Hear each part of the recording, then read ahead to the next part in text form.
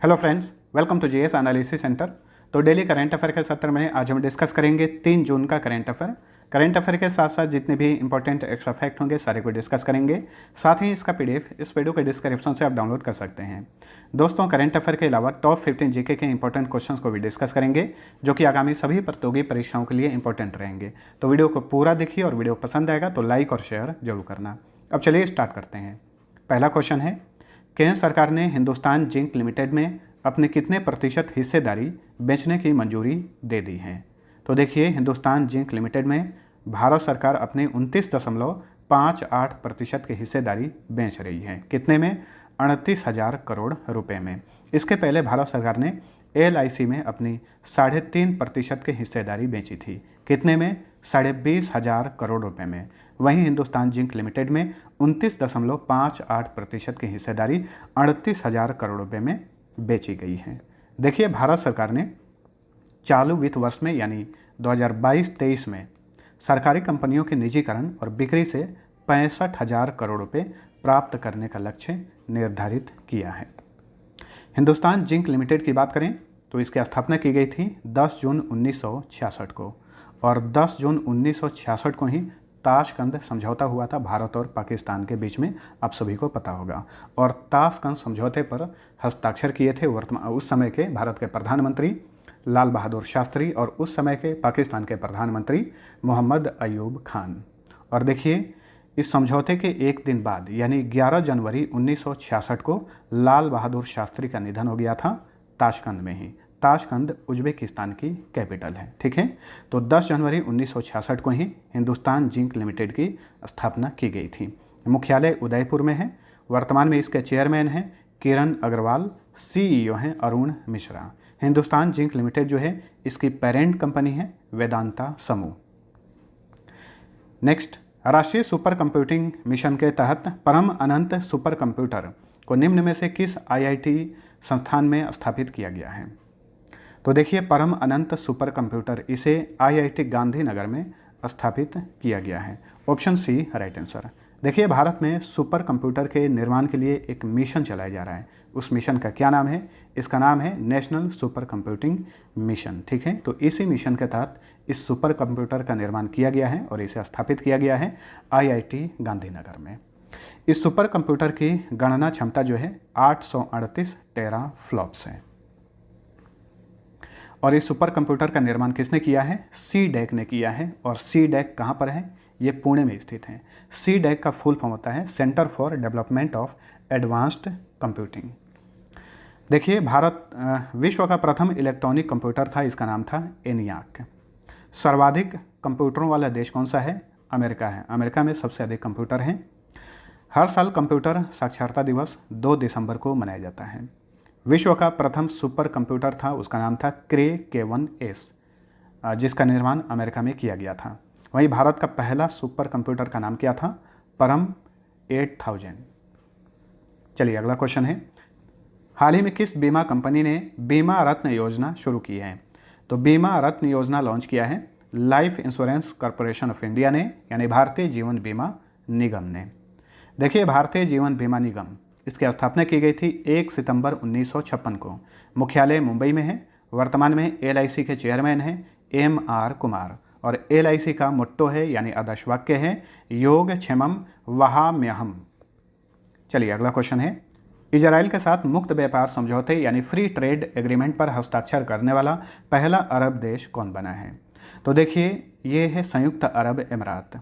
जो भी अरब देश हैं उनकी इजराइल के साथ अक्सर दुश्मनी चलती है, लेकिन हाल ही के दिनों में ऐसा हुआ है कि कुछ ऐसे देश हैं जिन्होंने इजराइल के साथ राजनयिक संबंध स्थापित किए हैं, जैसे कि यूनाइटेड अरब अमीरात, बहरीन हो गया और मोरक्को। इन देशों ने जो है इजराइल के साथ राजनयिक संबंध स्थापित किए हैं। इसी सिलसिले में संयुक्त अरब अमीरात ने एक और कदम आगे बढ़ाया है और इसने इजराइल के साथ मुक्त व्यापार समझौते पर हस्ताक्षर किए हैं, ठीक है। और इस तरह से फ्री ट्रेड एग्रीमेंट यानी इजराइल के साथ फ्री ट्रेड एग्रीमेंट पर हस्ताक्षर करने वाला UAE ये पहला अरब देश बन गया है। देखिए, इसी साल फरवरी माह में भारत और यूनाइटेड अरब अमीरात ने भी एक फ्री ट्रेड एग्रीमेंट पर हस्ताक्षर किए थे। ये फ्री ट्रेड एग्रीमेंट होता क्या है? देखिए, आमतौर पे जब ये दो देश आपस में व्यापार करते हैं तो दोनों देश अपने जो भी वस्तुएं हैं आयात निर्यात किया जाता है उस पर टैक्स लगाते हैं, शुल्क लगाते हैं। तो जो भी फ्री ट्रेड एग्रीमेंट होता है इसमें शुल्क या तो पूरा माफ़ कर दिया जाता है या फिर बहुत ही कम लगाया जाता है। तो यही होता है फ्री ट्रेड एग्रीमेंट। संयुक्त अरब अमीरात, चलिए इन दोनों देशों के बारे में जान लेते हैं। इजराइल की बात करें तो इजराइल की राजधानी है जेरूसलम। यहाँ के राष्ट्रपति हैं इसहाक हर्जोग। यहाँ के प्रधानमंत्री हैं नफ्ताली बेनेट। देखिए इजराइल की जो गुप्तचर एजेंसी है ये बहुत ही फेमस है, इसका नाम है मोसाद। यहाँ की संसद का नाम है नेसेट और करेंसी है न्यू शेकेल। संयुक्त अरब अमीरात की बात करें तो राजधानी है अबू धाबी। वैसे दुबई जो है ये संयुक्त अरब अमीरात का सबसे बड़ा शहर है, लेकिन कैपिटल है अबू धाबी।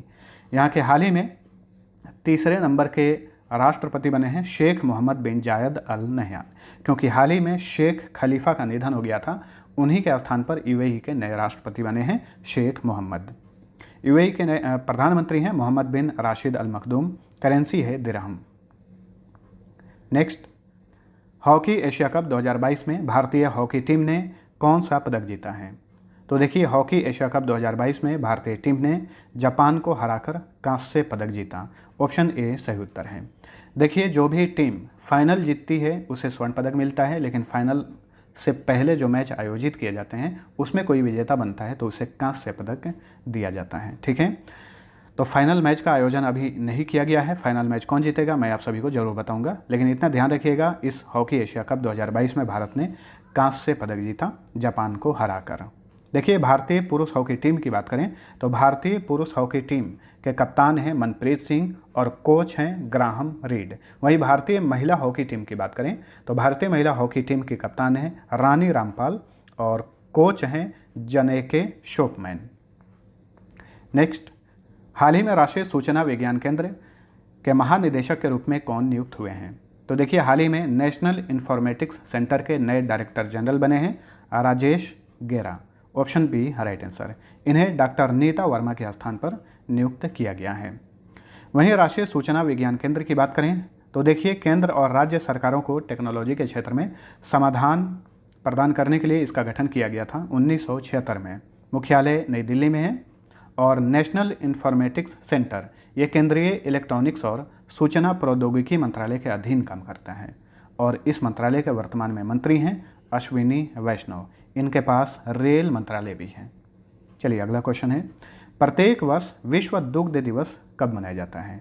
तो हर साल वर्ल्ड मिल्क डे मनाया जाता है 1 जून को। Option C right answer. वहीं एक बात और ध्यान में रखिएगा, भारत में हर साल राष्ट्रीय दुग्ध दिवस मनाया जाता है 26 नवंबर को, क्योंकि 26 नवंबर को वर्गीज कुरियन की जयंती मनाई जाती है और वर्गीज कुरियन को भारत में श्वेत क्रांति का जनक कहा जाता है। तो भारत में राष्ट्रीय दुग्ध दिवस हर साल 26 नवंबर को मनाया जाता है। वहीं विश्व स्तर पर हर साल वर्ल्ड मिल्क डे मनाया जाता है 1 जून को। ठीक है, और वर्ल्ड मिल्क डे की शुरुआत की गई थी 2001 में फूड एंड एग्रीकल्चर ऑर्गेनाइजेशन द्वारा। फूड एंड एग्रीकल्चर ऑर्गेनाइजेशन, उसका हेडक्वार्टर इटली की कैपिटल रोम में है। नेक्स्ट, केंद्र सरकार ने प्रधानमंत्री जीवन ज्योति बीमा योजना के लिए प्रीमियम की दरों को सालाना 330 रुपये से बढ़ाकर कितना कर दिया है? तो इसे बढ़ाकर किया गया है 436 रुपये सालाना। ठीक है, तो प्रधानमंत्री जीवन ज्योति बीमा योजना इसे लॉन्च किया गया था 9 मई 2015 को। ठीक है, इसकी प्रीमियम दरें हैं सालाना 330 रुपये, लेकिन अब इसे बढ़ाकर कर दिया गया है 436 रुपये। चलिए इस योजना के बारे में जान लेते हैं। उससे पहले एक और योजना है प्रधानमंत्री सुरक्षा बीमा योजना। इस योजना का जो प्रीमियम 12 रुपये सालाना था अब इसे बढ़ाकर कर दिया गया है 20 रुपये सालाना। ठीक है, इन दोनों योजनाओं के बारे में जान लीजिए क्या है। देखिए प्रधानमंत्री जीवन ज्योति बीमा योजना जो है ये योजना बैंक या डाकघर में खाता रखने वाले 18 से 50 वर्ष आयु वर्ग के लोगों को किसी भी कारण से मृत्यु होने पर 2 लाख रुपए का जीवन बीमा कवर दिया जाता है।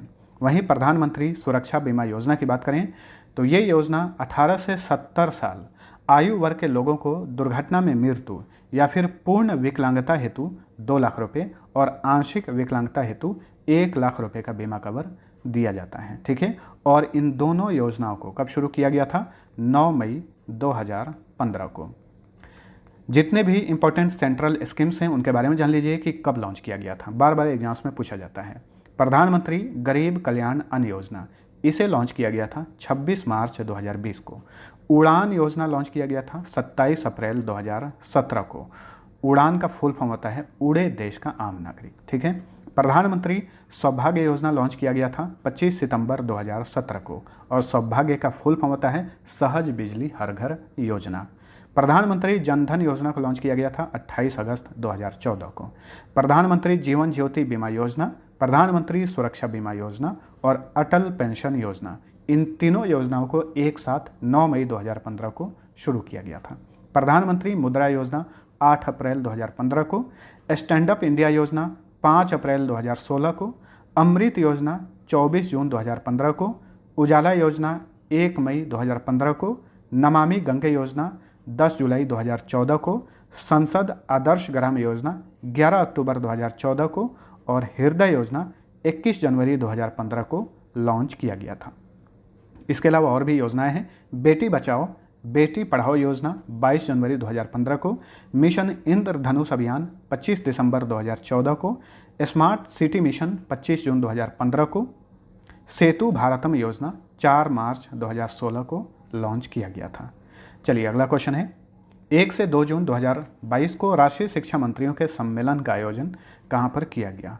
तो देखिए हाल ही में 1 से 2 जून को राष्ट्रीय शिक्षा मंत्रियों के सम्मेलन का आयोजन किया गया गांधीनगर में, गुजरात की कैपिटल गांधीनगर में, और इस सम्मेलन का उद्घाटन किए केंद्रीय शिक्षा मंत्री धर्मेंद्र प्रधान। नेक्स्ट, केंद्र सरकार ने प्रधानमंत्री रोजगार सृजन कार्यक्रम को किस वर्ष तक के लिए बढ़ा दिया है? तो देखिए हाल ही में भारत सरकार ने prime ministers employment generation programme को 2025 से 26 तक के लिए बढ़ा दिया है। ऑप्शन डी राइट आंसर है। ये कार्यक्रम जो है, इस कार्यक्रम पर अगले 2025 से 26 तक लगभग 13,555 करोड़ रुपए खर्च किए जाएंगे। और ये कार्यक्रम किस मंत्रालय के अधीन काम करता है? MSME मंत्रालय के अधीन काम करता है। एक और मंत्रालय है श्रम और रोजगार मंत्रालय। तो ध्यान रखिएगा, अब यहाँ पे रोजगार का बात चल गया है, तो ये रोजगार मंत्रालय के अधीन काम नहीं करता बल्कि MSME मंत्रालय के अधीन काम करता है। वर्तमान में केंद्रीय MSME मंत्री हैं नारायण तातुराने, वहीं श्रम और रोजगार मंत्री हैं भूपेंद्र यादव। सबसे अधिक चीनी उत्पादन में उत्तर प्रदेश को पीछे छोड़कर किस राज्य ने पहला स्थान प्राप्त किया है? काफ़ी इंपॉर्टेंट क्वेश्चन है। देखिए चीनी उत्पादन में पहले उत्तर प्रदेश पहले स्थान पर था, लेकिन उत्तर प्रदेश को पीछे छोड़ दिया है महाराष्ट्र ने, ठीक है। Option C right answer. अब चीनी उत्पादन में महाराष्ट्र पहले स्थान पर है, उत्तर प्रदेश दूसरे स्थान पर है और कर्नाटक तीसरे स्थान पर है। और भी बातें याद रखिएगा, जैसे कि आलू और गेहूं उत्पादन में उत्तर प्रदेश का पहला स्थान है, चावल उत्पादन में और जूट उत्पादन में वेस्ट बंगाल का पहला स्थान है, मूंगफली उत्पादन में गुजरात पहला स्थान पर है, कपास के उत्पादन में भी गुजरात अग्रणी है यानी पहले स्थान पर है, सूरजमुखी का उत्पादन सबसे अधिक कर्नाटक में होता है, मक्का का उत्पादन सबसे अधिक आंध्र प्रदेश में होता है, मसालों का उत्पादन सबसे अधिक केरल में होता है, केसर सबसे अधिक उत्पादित किया जाता है, या फिर केसर का उत्पादन करने वाला एकमात्र भारत का राज्य है जम्मू कश्मीर, ठीक है।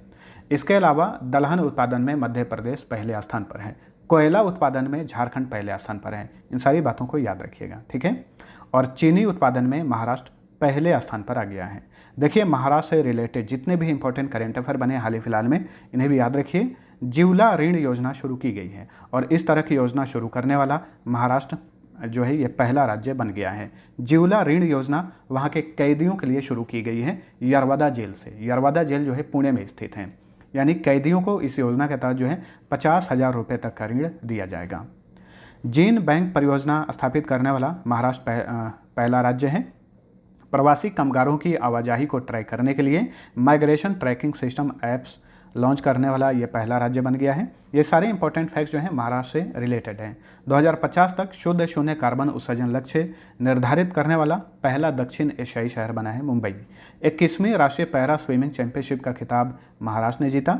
यहाँ पर विधवाओं के लिए मिशन वात्सल्य योजना शुरू की गई है। वहीं पुणे स्थित यरवदा जेल से भारत का पहला जेल पर्यटन भी शुरू किया गया है, ठीक है। सबसे अधिक अनुसूचित जाति MSME यानी सूक्ष्म लघु मध्यम उद्यमियों के मामले में महाराष्ट्र पहले स्थान पर है। महाराष्ट्र अपनी सीमा भारत के 6 राज्यों से शेयर करता है। ये राज्य हैं गोवा, कर्नाटक, तेलंगाना, छत्तीसगढ़, मध्य प्रदेश और गुजरात। गठन हुआ था 1 मई 1960 को। जिलों की संख्या 36 है।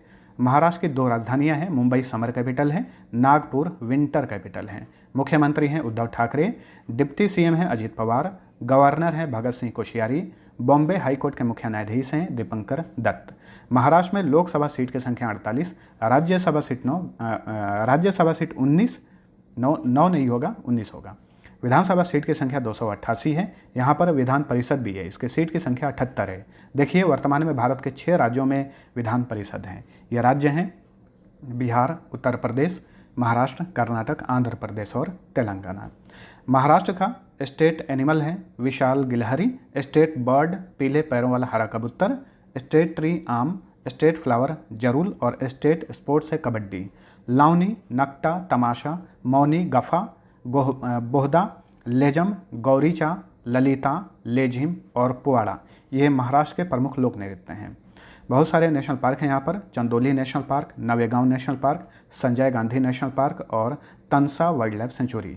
पेंटाकली डैम पेंगंगा नदी, वर्धा डैम वर्धा नदी, कोयना डैम कोयना नदी, जायकावाड़ी डैम गोदावरी नदी, गिरना डैम गिरना नदी और उज्जैनी डैम जो है ये भीम नदी पर है। बारली, कोली, चितपावन तथा अबुम्फा मड़िया यहाँ की प्रमुख जनजातियाँ हैं महाराष्ट्र की। चलिए अगला क्वेश्चन है, राष्ट्रीय संपत्ति पुनर्निर्माण कंपनी लिमिटेड यानी national assets reconstruction company limited के नए एमडी और सीईओ कौन बने हैं? तो इस कंपनी के नए प्रबंध निदेशक और मुख्य कार्यकारी अधिकारी बने हैं नटराजन सुंदर। ऑप्शन सी राइट आंसर है इसका। ठीक है, नेशनल एसेट्स रिकंस्ट्रक्शन कंपनी जो है इसे ऋण वसूली के लिए, जो भी बैंक के ऋण जो है कहीं रह जाते हैं उसकी वसूली के लिए इसे स्थापित किया गया। कब किया गया? पिछले साल ही किया गया 2021 में। और इस कंपनी के नए एमडी और सीईओ बने हैं नटराजन सुंदर। तो फ्रेंड्स ये था हमारा आज का करंट अफेयर। वीडियो पसंद आया है तो लाइक और शेयर जरूर करना। अब चलिए टॉप 15 जीके के इंपॉर्टेंट क्वेश्चन को देख लीजिए। आज से 46 है। पहला क्वेश्चन, भारत में चंदन के लकड़ी के वन कहाँ पाए जाते हैं? नीलगिरी के पहाड़ियों में। ठीक है, और भारत में सबसे अधिक चंदन का उत्पादन किस राज्य में होता है? कर्नाटक में। सन 1665 में पुरंदर की संधि किसके बीच में हुई थी? तो देखिए पुरंदर की संधि हुई थी शिवाजी और जय सिंह के बीच में 1665 में। बंगाल का बाघ किसे कहा जाता है? आशुतोष मुखर्जी को। जंतर मंतर का निर्माण किसने करवाया था? राजा जय सिंह ने। विश्व का एकमात्र हिंदू राष्ट्र कौन सा है? तो ये है नेपाल। भारतीय संविधान में अध्यादेश जारी करने का अधिकार किसे दिया गया है? राष्ट्रपति को। बेलूर मठ के संस्थापक कौन थे? स्वामी विवेकानंद। केंद्रीय औद्योगिक सुरक्षा बल अकादमी कहाँ पर स्थित है? देखिए केंद्रीय औद्योगिक सुरक्षा बल इसका हेडक्वार्टर नई दिल्ली में है, लेकिन केंद्रीय औद्योगिक सुरक्षा बल एकेडमी ये हैदराबाद में है। मानव नेत्र के लिए स्पष्ट दर्शन की न्यूनतम दूरी कितनी होती है? 25 सेंटीमीटर। तत्वों का सबसे पहले वर्गीकरण किसने किया था? न्यूलैंड ने। शालीमार बाग कहाँ पर स्थित है? यह जम्मू कश्मीर में है। और शालीमार बाग का निर्माण किसने कराया था? मुगल शासक जहांगीर ने। नर्मदा बचाओ अभियान किसके नेतृत्व में चलाया गया था? मेधा पाटेकर के नेतृत्व में। अंकलेश्वर तेल क्षेत्र किस राज्य में है? तो ये गुजरात में है। महाराष्ट्र के अलावा कौन सा राज्य बॉम्बे हाई कोर्ट के न्यायिक अधिकार क्षेत्र में आता है? गोवा। इसके अलावा केंद्र शासित प्रदेश दमन एंड दीव और दादरा नगर हवेली ये बॉम्बे हाई कोर्ट के न्यायिक क्षेत्र में ही काम करते हैं। किस विटामिन के कमी के कारण महिलाओं में प्रजनन शक्ति कम होती है, यानी बांझपन आ जाता है? विटामिन ई की कमी के कारण। ठीक है, अब चलिए पिछले क्लास का फटाफट क्विक रिवीजन कर लीजिए। पहला क्वेश्चन, निम्न में से किस राज्य की सरकार ने राजीव गांधी खेल रत्न पुरस्कार की घोषणा की है? राजस्थान ने। सीमा सड़क संगठन ने किस राज्य में 5700 फीट की ऊंचाई पर नेचीफू सुरंग का उत्खनन कार्य पूरा किया है? अरुणाचल प्रदेश में। केंद्र सरकार ने अगले 4 सालों में कम से कम कितने कोयला संयंत्रों से बिजली उत्पादन में कटौती करने की घोषणा की है? 81 संयंत्रों से। संयुक्त राष्ट्र शांति सैनिकों का अंतर्राष्ट्रीय दिवस हर साल कब मनाया जाता है? 29 मई को। 31 मई को कौन सा दिवस मनाया जाता है? विश्व तंबाकू निषेध दिवस।